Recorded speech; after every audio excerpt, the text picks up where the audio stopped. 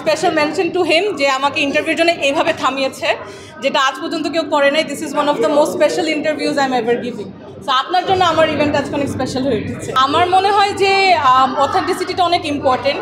আমি অনেকে এরকম, এটা আমি ডানা, আমরা প্রায় খেয়াল করি যে কন্টেন্টস তো আমরা অনেক দেখি, বাট সামনাসামনি যখন ক্রিয়েটারগুলোর সাথে দেখা হয় দেখি যে অনেক ডিফারেন্স। বাট আমাদের পক্ষে এটা হয়ে ওঠে না, কারণ আমরা আসলে ওই অথেন্টিসিটিটা সবসময় চলেই আসে। আমরা চেষ্টা করি, আসলে অনেকবার কনসিয়াসলি চেষ্টা করেছি যেগুলো সফিস্টিকেটেড থাকবো, একটু এলিগেন্ট থাকবো, মানুষও এসে তাহলে কমেন্ট সুন্দর সুন্দর করতো, wow such sophistication, such elegance.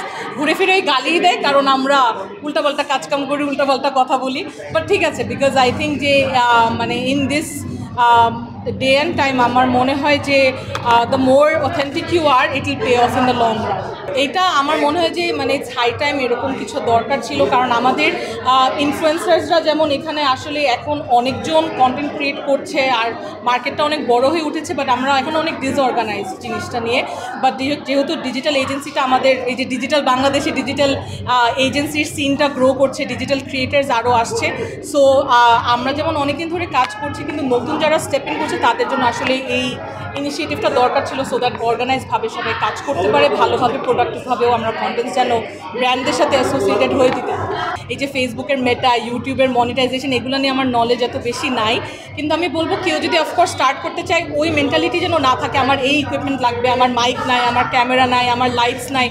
তোমার ফোন থাকলেই হবে, as long as you can get your voice out to people, and if you have a distinct voice, people will like you for that. এটা কিন্তু শুধু এই যে আমার সামনে এই যে ডিরেক্টর রেজাউর রহমানও আছে, ও জানে যে ও অনেক শাই, ও আসবে না ক্যামেরার সামনে। বাট এটা আমরা দেখি, যেহেতু আমরা ওটিটি প্ল্যাটফর্মে কাজ করি, এরকম অনেক অনেক কন্টেন্ট দেখা যায় যে অনেক হাই বাজেট, অনেক এরকম ধুমধাম ক্যাস্ট। এটা ইন্ডিয়াতেও যেমন দেখা যায় যে অনেক এরকম দামি দামি মানুষকে নিয়েও যে কন্টেন্টসগুলো যে লেভেলে যেতে পারে না, যখন দেখি যে একটা কন্টেন্টের স্টোরি ভালো, যেমন রিসেন্টলি পঞ্চায়েত, হ্যাঁ, যেভাবে বানানো অর্গ্যানিকভাবে, হ্যাঁ, এই লাপাতা লেডিজ, এক্স্যাক্টলি, এইগুলা কিন্তু কন্টেন্ট ভালো, গল্প ভালো, এই জন্য কিন্তু এগুলা মানে সারপ্যাস করে ফেলেছে। সো আমার মনে হয় যে concentrate on year contents, not on the making. আমার মনে হয় যে আমাদের সোসাইটিটা কনজারভেটিভ, আর রাষ্ট্রীয়, পলিটিক্যাল, রিলিজিয়াস এইগুলা ব্যাপার নিয়ে তো অনেক দূরের কথা। আমরা মেয়ে হয়েও যখন মেয়েদের সামান্য ইস্যুস নিয়ে কথা বলতে চাই, ওয়েদার ইটস আমাদের যদি পিরিয়ড নিয়ে কথা বলি, হেলথ ইস্যুস নিয়ে কথা বলি, এগুলোতেও দেখা যায় যে মানুষজন, রিসেন্টলি আমরা মেনস্ট্রুয়েশন ডের জন্য একটা ক্যাম্পেইন করেছি, ওইখানেও যেমন we were trying to raise awareness, but comment সেকশনে ভরা এগুলো নিয়ে কেন কথা বলা হচ্ছে। আমার কমেন্ট সেকশনে গেলেই দেখতে পারবেন দ্যাট এইটা একটা মানে অ্যাওয়ারনেসের জন্য দেওয়া, তাও মানুষজন এখানেও এসে গালিগালাজ করছে যে এইটা নিয়ে এভাবে ওপেনলি কথা বলার কি আছে, এইটা নিয়ে এতভাবে না বলা ভালো, যে যারটা সে সব তারটা দেখবে। বাট এইভাবে যদি আমাদের এখনও এই সিম্পল টপিকসগুলো যদি ট্যাবু হয়ে থাকে, তো আমার মনে হয় যে আসলে অনেক সময় লাগবে আমাদের to get adjusted and to actually talk about issues that matter. আর একটু ওপেন মাইন্ডেড হতে হবে, এখনও ওই পর্যায়ে যায় না বাংলাদেশ। অনেক কিছু নিয়ে কথা বলতে চাই, বাট সব কিছু নিয়ে কথা বলা যায় না। আর যতটুকু আমি দেখেছি যে যতটুকু না বাউন্ডারি, তাও আস্তে আস্তে অনেকটুকু পুশ করা হয়েছে। যেমন এইসব issues, even the fact that আমরা যখন ডিভোর্স নিয়ে কথা বলি, যখন আমরা অনেক এরকম সেন্সিটিভ ইস্যুস নিয়ে কথা বলি, 4 বছর আগেও যেরকম রিয়াকশন ছিল এখন কিছুটা কমেছে, বাট এখনও আমার মনে হয় একটু কন্টেন্টের ইয়ে দিয়ে, যেমন মানুষ সার্কাজমটাও বুঝে না। আমরা যখন মাঝে মাঝে মজা করেও কোনো একটা টপিক প্রেজেন্ট করতে চাই, ওইটাও মানুষ নিতে পারে না। যে সবার আগে তাদের কথা হচ্ছে যে ফর এক্সাম্পল, যে একটা তো কথা হচ্ছে যে ওড়না পরো নাই কেন, স্লিভলেস পরে আসো কেন। বাসায়ও যদি বসে কোনো কন্টেন্ট আমি কিছু একটা স্টোরিতে দিলাম, একটা ছবি স্টোরিতে দিলাম, মেবি অন্য পুরো একটা ভিন্ন টপিক নিয়ে, যে বললাম যে আজকে খুব ভালো লাগলো ঢাকায় ট্রাফিক অনেক ভালোভাবে মেনটেন করা হচ্ছে, জ্যাম কমে গিয়েছে, কন্টেন্ট রিলেটেড কোনো কথা নাই। আপনার ওড়না কই, আপনি স্লিভলেস পরছেন কেন, আপনার মুখে পিম্পল কেন, আপনার মুখে 3টা দাগ দেখা যাচ্ছে আপু আইফোনের ক্যামেরার মতো। হ্যাঁ হ্যাঁ, আর আমার তো মনে হয় যে বাংলাদেশে আমি কোনো ক্রিমিনালের চেয়ে কম না, কারণ আমি মোটা।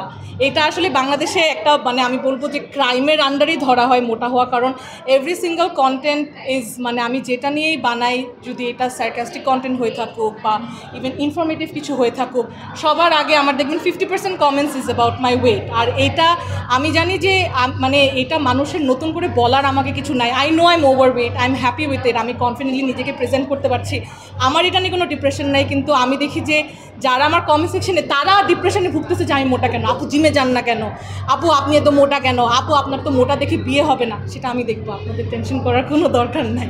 হ্যাঁ সেন্সিটিভ, আর আমি আসলে জানি না যে আমার মনে হয় যে ফিমেল কন্টেন্ট ক্রিয়েটার্সদের উপরে এই প্রেশারটা অনেক বেশি কাজ করে, যে আমি কখনো কিন্তু মেল কন্টেন্ট ক্রিয়েটার্সদের নিচে অ্যাটলিস্ট লুক ওয়াইজ দেখি না, বাট আমরা তো মানে মডেলস না, বাট আমরা তো মানে কোনো বিউটি প্যাজেন্টকে রিপ্রেজেন্ট করছি না, আমরা we try to give you authentic contents, looking মানে লুকসের উপরে আসলে কনসেন্ট্রেট করি না। বাট আমি যদি রিয়ালিটিতেও দেখি, আমরা যদি একটা দাওয়াতে যাই, আমাদের মা খালা বোন এক একজন কিন্তু এক এক সাইজের, একজন লম্বা, একজন খাটো, একজন মেবি একটু ডার্ক কমপ্লেক্সনের, একজন অনেক সুন্দরী ফর্সা। আমরা যদি রিয়েল লাইফে কিন্তু তাদেরকে গিয়ে গিয়ে বলি না, খালা তুমি মোটা হয়ে গেছো কেন, খালা তুমি এরকম কেন, চাচি তুমি এরকম কেন, বাট অনলাইনে না ওই মানুষ ওই বাউন্ডারিটা ক্রস করে ফেলে।